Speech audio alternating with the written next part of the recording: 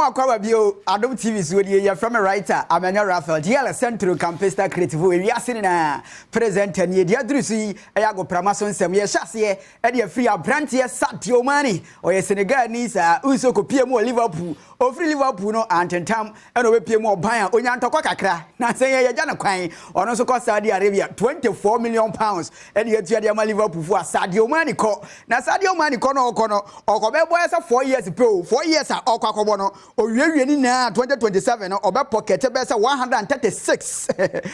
million pounds e dey agu ni botom ono ankasa time ana owo Senegal a oba be pie mu Liverpool a oba be pie mu oban ankra na oya doye dada ne ya okọ Saudi Arabia ko si akan e dey ama Etihad one Cristiano Ronaldo e na ekobo mabo kensi no nti adoye no dey afa no obe ye mo pa players ni bebrebe na eguso ekọ Saudi Arabia ho de obekọ bia ye de hon santanam enso ena machire ebeba ye konsem fufuro mu a Real Madrid for former defender aya Marcelo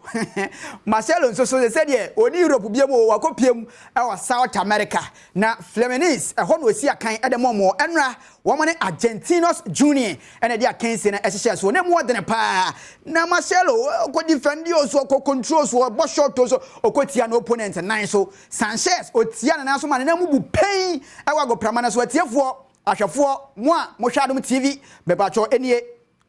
Sadio Mane ekono de Marcelo enso so eye e wo chese South America ni o control boss a o tia chances na so Sanchez da form afi o se da bi de ade na do ne de so ofirago pramana so obuna ni ani suo Marcelo asuan wo afirago pramana so e se de adu de aye diama ne pa Ethiopia obra wan krakura eti ehon so nsam kakra eto dwan no abusua Serena Williams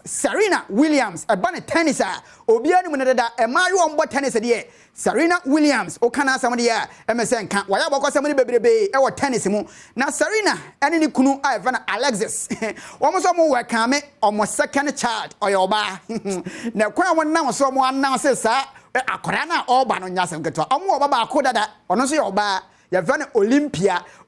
ne ya wunachi na hwese na omo announce ade yi enti we drone style and abrofo de sigade omu invest wani ema bim eno mu gina no be expect enti akora ba kono ene kita ne papa no enti omu expect akora no eti wo hwe ha bonsi e betwa akora ne diango say girl to omu hwe say o girl ana so a boy or a girl ana say a boy ene ye tro girl no bia dia rusie Serena Williams obo adwuma pa enei oso announce ne second child a wono so eye oba abusua yemfa nwie e o Ghana the former Continental Club Masters phobia. Yes, omo ase ne yadri